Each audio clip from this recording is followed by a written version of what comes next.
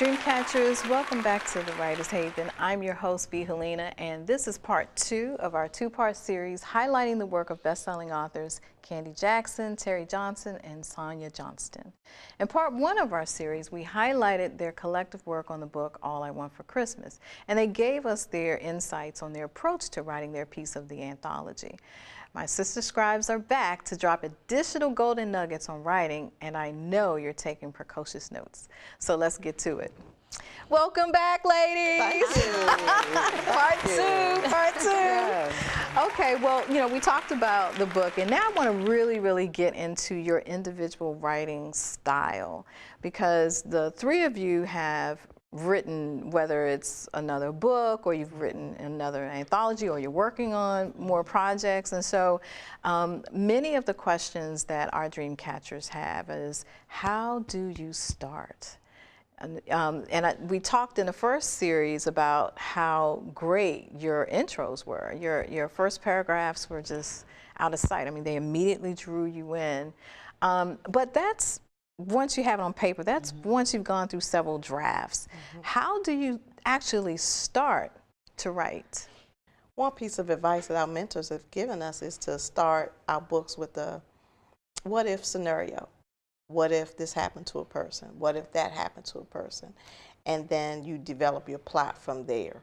So that's kind of how I like to start. My debut novel is still to be coming.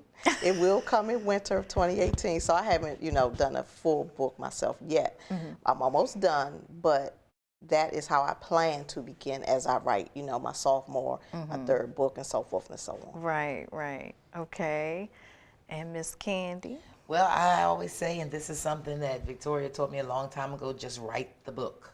Don't worry about if it's good, if it's bad, if you have the right words, if you have misspelled words. Just first write the book. Just pour it all out. And to be honest, she says she got that advice from Eric Jerome Dickey. He always told her, just write the book. So when people come to me and say, I really want to write a book, what should I do? Just write the book. And after you finish, then there's a long list of things to get done. Right. And so that our dream catchers know who Victoria is, Victoria Christopher Murray, we refer to her as the Oracle. She is the mentor of many authors who are, you know, well into their careers, starting their careers. She's like the big sister, I wouldn't say grandmother, but like the auntie of our writing journey. So, and she's touched a lot of our lives. I mean, everybody here, absolutely. She's been a part of our writing experience. Absolutely. So, Sonia, so what about you and just starting? What does that look like in your world? I just start. I may have a premise of something that I might want to write. A idea will pop in my head, and by the grace of God, when I usually start a story, I just start with a bang. That's just something that I've always done. So I usually start you right in the action. Right. I'm thinking of a few stories that I've stopped and started over the years, and I usually start you right where something funny is getting ready to happen. Something comedic. So do you write linearly, or do you may start chapter 3 and then you go to chapter 7, and I feel like writing chapter 1 today, or you guys are writing linear from start to finish? Wow, that's amazing. I know some people that jump around, and they do that does very well for them, but not for me. Tell me why not for you? I don't know. It's ACD. Have you tried it? What is it? OCD? OCD. OCD. Okay. No, I can't. I can't. I have to start from beginning to end. I just have to know kind of where I'm going. Even if I have an ending in mind, I still can't really flesh out that ending. I'll have it in my mind, but not until I can kind of get on down the track a little bit. But it works, you know, that hopping around works for a lot of people. It does, it does. And what I really want our dream catchers to get is that there's no how-to book that is all-encompassing of your process. It's finding out what works for you, finding out what makes your work shine in the vein that you want it to. And that's why I love having you guys on, because you come from different places in your writing. I mean, some people writing stuff in 24 hours. Right. Some people Right. Candy. Right. Getting it done. And the reason why I keep messing with her about that is because it was really good. Right. And then on top of that, did she not say that I didn't have any One edit, edits? right. She had one edit. One developmental Right. edit. She nailed it. One edit. But that was just a stroke of luck. It was, like I said, I just came How off can you call that luck? Seriously, that's talent, That is pure and talent. simple. I will say this. You talked about how writers can jump from 5 to chapter 8 and things like that. Personally, I've probably only read a couple books that did it well. That series that comes on TV, This Is Us. Oh, yes. Like, I Oh, aspire yes. to be those writers because they do it brilliantly. I mean, they can do it all the time. But it's just sometimes I think because someone said during break that I sound a little overly confident. I think sometimes when you got it, you got it. And I got it. You know, I have always been a writer. Don't be ashamed of it, Sister Scribe. I'm just going to tell you like it is. I've always been a writer. I'm a lazy writer. I mean, What does my that publishers mean? What does that mean? It means that I don't love it like everybody else loves it. I'm not going to say I'm going down to my writer's cave and I'm coming up. No, I'm going to go have a drink and then I'm going to watch a little TV and then I'm put my feet up and then I guess I'll do something tomorrow. Right. You know, but when it hits me is when I can write a whole book in a couple of days because I have 13 open stories that I could finish at the drop of a hat. But now I would have to go back and, of course, bring them up to date and things like that. But I mean, it's just something, it's a gift that I don't use like I should. And so in my life, I just wake up every day and say what I want. I say money cometh or love cometh or book cometh because I've been down so low in valleys that, I know whatever you want to do or whatever you want to have, you can have it. You know, when my book came out, I was shocked that people were calling me to have book club meetings. I didn't stop. I went for a whole year, every weekend, nonstop. But I also felt like I knew it was going to happen. I knew it was going to happen. Wow. So it was sort of alchemistly a little bit, and with the beginner's luck, some people would say. But I just felt like didn't pay my dues per se, but I just dug in the trenches. I just followed Victoria every place she went. I just listened to everything that went on and what the other authors were saying and what the other authors were doing. And at that moment, I just knew what I needed to do. And I did it. And so even with that year-long beautiful experience, even when I come out with my second novel, it's still some things that I would do that I didn't do the first time. Ah, okay. Yeah. That segues into So I don't want it to sound like I'm conceited. It's just I'm talented in that way. Yeah. I can do hair, but I can't dance. As soulful as I look, I can't dance. You know what I'm saying? So it's just a gift that was so beautifully given to me by God that I just know I have it, and I don't believe He'll ever take it, whether I'm lazy with it or not. Okay, well, thank you for that, because I'm going to go into my next question. When did you know that you were a writer? I was a little girl. I've read so much, and Judy Blume, V.C. Andrews, because at that point, they were writing for, my age group. Yes. And there weren't many, African-American writers at that point. And then I think The Bluest Eye came into my life, Toni Morrison. So, as I read and read, I always knew I wanted to write because I always loved reading. So I believe I wanted to give back, do the same thing that those writers did for me. I felt like I wanted to do for someone too. So I've always known that I wanted to write, especially when I look back, because I was an avid reader. I fussed and complained about my mom, and all my friends were outside riding bicycles, but I was in the house reading. And so I started reading at 3 and 4, and I've been reading ever since. And so I used to read liner notes, I'd read street signs, I'd read the Bible, I would read the hymn books. I know songs that people don't even think I'm supposed to know from way back in the 1800s, because I used to just read whatever I came across. And so that love for reading, I guess, manifested itself, not unless I'm just a natural writer, you know, it was the way it was supposed to be anyway. And so I tried to submit things to highlights for children. That was like, yeah, that's telling my age, but yeah. And so I would try to do different contests and poetry, and then I manifested into the 80s came around, and I was MC Destiny and did my little rap thing, and then I started. There's the writing of the lyrics. And then I started doing plays. And never really did short stories until I wanted to do the submissions for Brown Girls, but I've stopped and started so many different novels along the way, and then I became a songwriter. So I just like to write, and a year ago, because I've always done poetry, I don't think I'm the best poetry writer, but it was always been a dream of mine to do spoken word, and so I actually did that in 2016 in front of a live audience. Oh, wow. Yeah, so that was talking about checking off the boxes. So, and then this year I'm actually going into the studio, hopefully by the end of the year, to produce and write a song that I've started.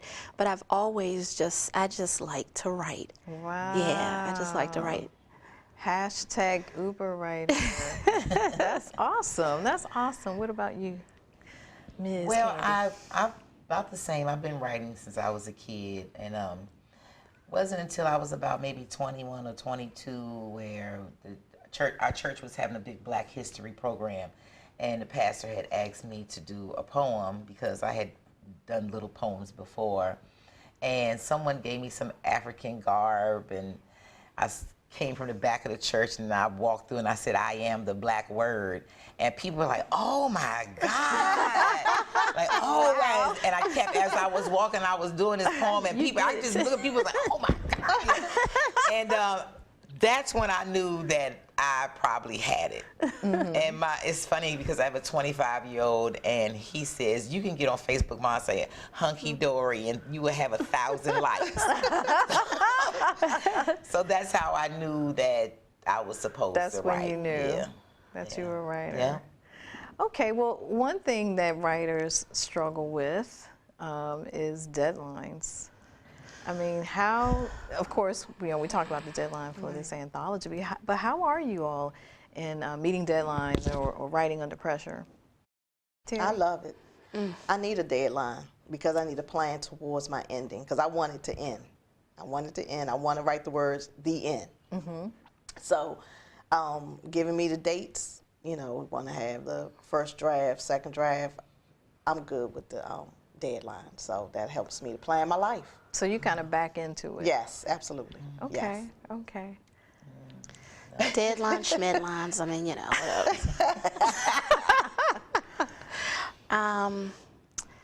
I try to give myself a deadline. Doesn't no. But the goal is still there. The goal is there. So I'm moving forward.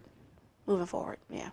Okay. Wasn't Sonia the one that was tracking the weekly, how many words?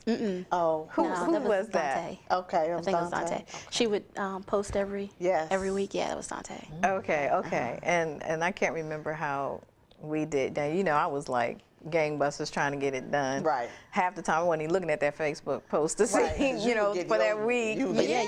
But yeah, I mean, and what you said about back ending into a deadline, Victoria had given me a deadline, and so now, did I miss the deadline? Yes. Right. I missed the deadline twice, actually, to be quite honest. Right. She was very forgiving, but she's like, well, now you know. She said, I'm going to need some time. I got some other books in front of yours. I'm like, okay, no problem. So for me, deadlines, I mean, of course, they're targets, right? Right. Targets to be met. But also, you want to make sure that you feel confident about what you're putting on paper, what you're putting out there. And that was my thing. It's like, I kind of sort of met the deadline, but I just wasn't happy. Right. And you know, there's the constant editing. But before we go into that piece, I want to hear what your experience is with deadlines. Well, the anthologies I've been in, and I've been in 4. So of course they all had a deadline, and I was able to meet them. But like I said, anthologies to me are easy. Short stories are easy for me. But when I had my first novel out there, And the name is? Pink and Patent Leather.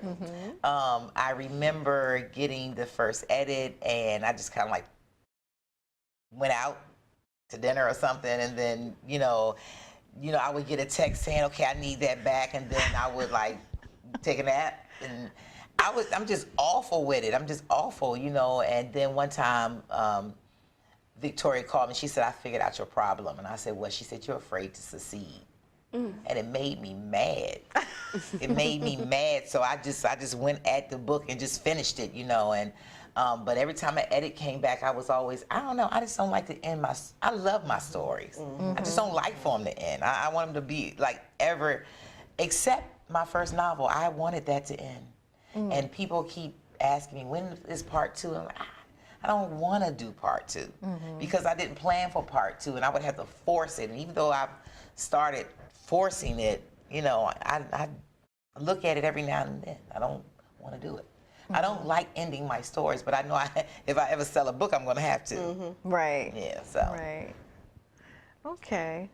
So in that whole process of writing, and there's the point of editing, which you touched on for a bit too.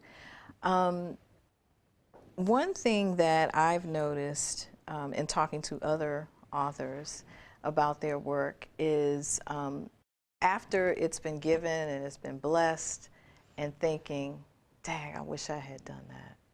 Kind of like regrets, I wish I had developed that character more.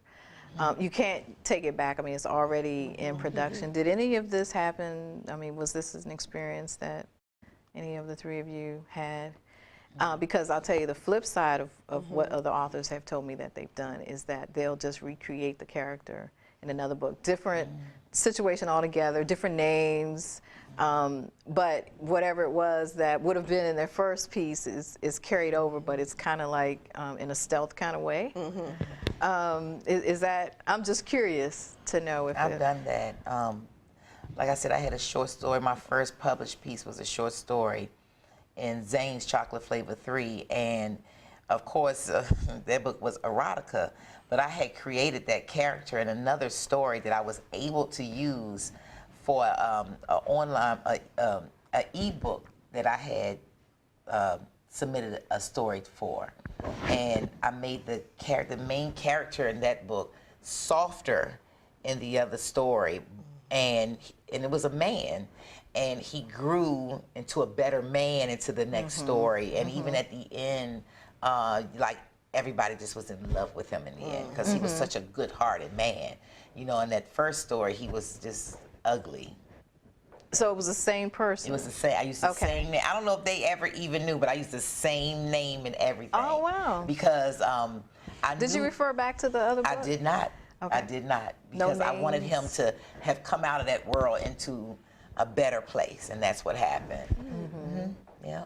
Okay, and I've had that experience too. I had talked to Nicole Lester about one of the characters that was killed in the suspense thriller that I'm working on. But I love that character. Right. But she had to die. She had to die. Right. That was the only conclusion for her. Yeah. So in the sequel, I resurrected her, but she's a different person. Right. Yeah, different names. With some of the same attributes. Yes. Oh, wow. Yeah. Brilliant. Yeah. That's brilliant.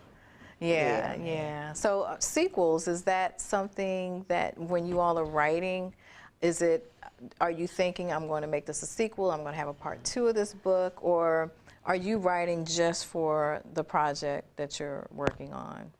For the one I'm working on now, I have thought about a sequel because, without saying too much, there is room for growth because some of the people are kids. So as they grow older, you know, we might just have some issues with the kids and issue with the children, you know. So I had thought about how we can, you know, leverage the fact that some of the people are children. Okay. My first short story, $100 Money, I want to develop that into a full-length novel. Okay. That was kind of always the goal, that was gonna. The novel was before the short story? Started. I started, and so when they had a call for submission, that was single mama dating drama. So she was already a single mother with all these kids, and I said, okay, let's go ahead and stop this. And so that I was able to put her into that short story. And so now with Home for Christmas, I would like to make that maybe a novella. I don't see that being a full-length novel, but I have thought about making it a novella, or maybe make it into, like what you had said earlier, a TV script. Who knows? Yeah. So I've thought about that. The project that I'm working on now, I can't see it being a sequel or going any further than when it ends. That's the end of her story. And that was going to be my next question: is what's next? What projects that you can talk about? I know how them publishers are. You're like, don't talk about the book. Don't tell nobody. So what projects are you guys working on? Well, I'm working on Faith Alone. It should come out in February, Lord willing. We're knocking on wood, February 2018. Okay. So again, I have my deadline coming up so that we can make that happen. Okay. So over the holiday, I will be working over Fervently. Fervently, yes, on that deadline. So yes, I'm working on that, and it's definitely from the anthology. It's definitely from the anthology. It's just creating a larger story from the characters. So it should. I'm excited, and I'm hoping others will be excited as well. I'm excited. Yeah. In unison. We're excited. For me, I am going to venture into self-publishing my next novel. The title is The Other Side of Heartbreak. And I wanted to self-publish because I don't want any barriers. I wanted to be no holds bar. I wanted to do my own cover. And it's a story about a woman who grew up in foster care, and she's a good gal, and she's in Mexico with her boyfriend, and he quits her while they're on vacation. And so in the midst of this story, she finds, she works with homeless children, and she finds in this story herself. And she actually finds what's on the other side of heartbreak. And I'm excited about it. It's a standalone story. Will be no sequel because it's all going to be action-packed inside. It's going to be a page turner. You're not going to want to miss it. Hopefully I can get it done and ready for sale by the spring 2018. If not, it'll definitely be done by my birthday, June of 2018. And I'm also co-writing an anthology with my man, Ronnie Johnson, and with a very good sister scribe, Sharita Smith. So I'm hopefully when I do this self-publishing that it just turns into my own little publishing house. Okay. And what genre is the book? I call it women's lit. It's women's literature because I wanted to, when I started reading, and I've been reading a long time, but when I really got into reading, it was in the 80s. It was with Terry McMillan and Aaron Jerome Dickey, and they really made me feel like home. And so this story comes from a real place. People always ask you, is your main character you? You know, I didn't want to tell anybody in pink and patent leather, I was pink. Yeah, I was kind of pink. But in this story, this was me. And these were my real feelings. This was my real emotions. But I changed the name to protect the guilty. To protect the guilty. So that's where I am. And sooner or later, I will get to the sequel of Pink and Patent Leather, and the title of that is called The Way, the Truth, and the Lie. Oh, I love that. You're saying that's the sequel, that's the sequel to Pink and Patent Leather. Okay. The Way, the Truth, and the Lie. And what's your timeline for that project? Maybe, hopefully, by the end of 2018. And I'm only doing it because my fans want me to do it. I'm only doing it. And I did kind of leave it open, but not for that reason. I just left it open because it was done. Right. But as I started on it a little bit, I kind of like it. I kind of like it. And I think my fans want revenge. Okay. Yeah. So I'm going to get And it's good. Just as we listen to our characters, it's good to listen to our fans too. So that's awesome. That's awesome. So there was one other thing that actually that you said that I just wanted to kind of expand on a little bit. Gosh, I'm trying to think which part of it, because you said a lot there. Okay, the self-publishing versus going with a publisher. So with the book that we highlighted in part 1 and talked about in this series, in this session, this part, you were with a publishing company. Right. So going to self-publishing, now actually I've heard a lot of authors saying who are with a publishing company that are looking to start to self-publish. But many of my dream catchers are trying to hook up with a publisher. Yeah. Right. So let's talk a little bit about that paradigm shift. And I don't know if this is something that just comes out of having had the experience, being at that plateau and looking around and saying, you know, it's not quite what I thought it was going to be. And I've heard that a lot. You know, I've heard people say, I don't even get to pick my cover. I don't even get to pick the picture on the back of the book. That's a picture of me. So there's that control element. And of course, some authors are totally okay with that, you know, as long as they get their work out there. And it, for the most part, is true to what it was that they wrote, meaning there wasn't a lot of edits.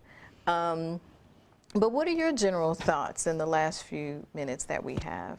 Well, I actually was in a writing group called MLOS, and we did a publishing journey called Bearing It All, and it was 10 of us, and all 10 of us had different stories on how we got published, from the big publishing houses to the small publishing houses to independently self-publishing. And the reason why I believe in my heart that I'm going to self-publish this is because, you know, I thank goodness that Brown Girls saw enough in me to give me that plateau. But I did a lot of work. I put a lot of money into it. You know, it was just, and at the end of it, I said, you know what, if I'm going to do all this, I might as well just go ahead and make all my money. And then there is the part that I know I can do it on my own, the way I want it. Some things in life you can't do the way you want it. But this would be the one thing I could do the way I want it. Now, if something was to come down the pike, like a big publishing house said, hey, I'm going to give you $100,000 for 2 novels, yeah, I'm going to sign my name to the dotted line. But it was a blessing, you know, writing with Brown Girls, but I want to see what it's like. I want to venture out there and do it on my own. Like I said, I already have my cover, you know, I already have my story. No one gets to take out anything that I don't want taken out, and I'm just going to let it roll. And I believe that, you know, it'll be great. Well, ladies, thank you very, very much for your time and spending this time with me and the dream catchers who are taking precocious notes and who are just inspired by your writing journey. Dreamcatchers, I really hope you enjoyed today's discussion with best-selling authors Candy Jackson, Terri Johnson, and Sonia Jackson. For more information about them and their work, you can visit their websites and follow them on Facebook. Next week, as if things couldn't get better, in the Haven, we will have New York Times and national best-selling author, wait for it, Connie Briscoe. All right. In the house. Right. The author of Sisters and Lovers, Big Girls, Don't Cry, and my personal favorite, PG County, will be in the building. All right. You do not want to miss. So continue to tune in, and until next time, catch fire on purpose.